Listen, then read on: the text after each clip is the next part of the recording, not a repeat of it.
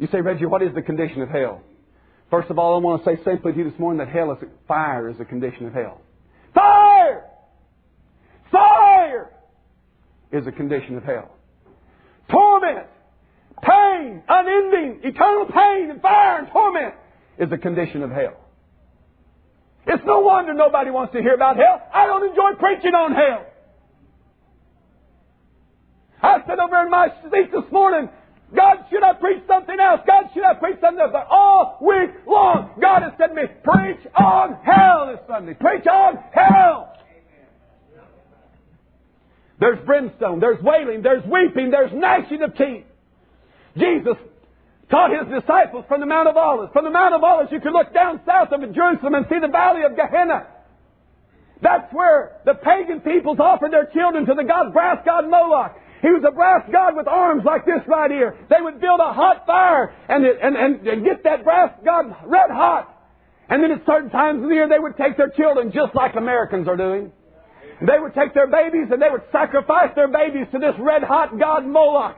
And they would come around there and those old pagan priests would dance and do all their rituals and do their singing and all this stuff. And this mother had this little baby and she handed it into the arms of that old pagan priest.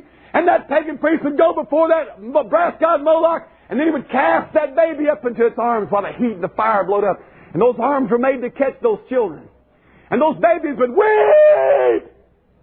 And those mothers would weep. And they would whoa.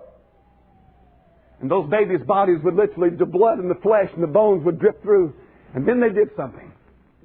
They would take dogs as part of their ceremony. They would take dogs and then they would throw the dogs in on top of that fire at the base of this god Moloch. And the dogs hitting the fire and being burned, but at the same time smelling the blood and flesh of those babies, they would begin to gnash and bark. And that's where the gnashing of teeth, when Jesus taught His disciples who were to go out into the world and preach the gospel of Christ. When He taught them from the basis of what they knew about the valley of Gehenna. Don't you ever believe it? Those Israelite people knew exactly what had went on down at that place. When they came into that land, God said, destroy those people. Utterly do away with them.